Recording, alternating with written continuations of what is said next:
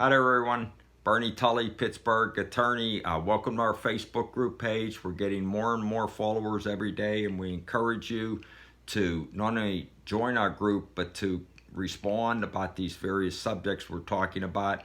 It's a low risk, no pressure group in the sense that we're not trying to sell you anything. We don't want to say, well, we want to do your case and we can do this, that, and everything for you. Instead, it's just to provide you, the reader or the viewer, with information that you might be able to use if you happen to have a situation where you had to have surgery from an accident, or God forbid a loved one of yours was fatally killed by someone else's fault. So today, with that as a background, I want to talk to you about bad faith and different ways you can greatly increase the value of your claim by properly setting up a bad faith claim against your own insurance company. So I'll just give you an example. We had a case where we represented a client who was walking in a crosswalk. She was actually going to church, and she got hit by a younger guy, had to have surgery, 2 or 3 weeks in the hospital, rehab, everything else. We got the policy limits for the wrongdoer. Then she had a policy for underinsurance with her own company. She paid a little bit more, but it greatly helped her in the end.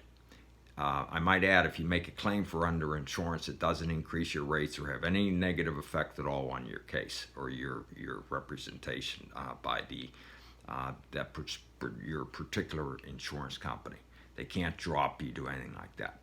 So anyway, what we did was we said to the insurance company, we're making an underinsurance claim. We'll give you whatever records you want. We'll give you authorizations you want to do a full valuation. We did that. We gave them all the records, the surgery records, the physical therapy, everything else, and they still didn't increase the offer. The original offer, I think, was $25,000. They didn't increase it at all. And we had given them all this additional information. We kept saying, is there anything else you need? Is there anything else you need? No. Well, then why aren't you increasing the offer from 25? No response. So after a while of setting it up like that, by giving them everything they wanted, then we sent them a letter saying, guess what? Put your insurance company on formal notice that we're filing a lawsuit against you for bad faith by the way you improperly handled this particular claim. You breached your, here's the legal term, fiduciary duty. That doesn't mean anything other than the fact that fiduciary duty just means in plain English that they were supposed to treat you fairly and they didn't do it. So don't get hung up on the fiduciary duty term at all.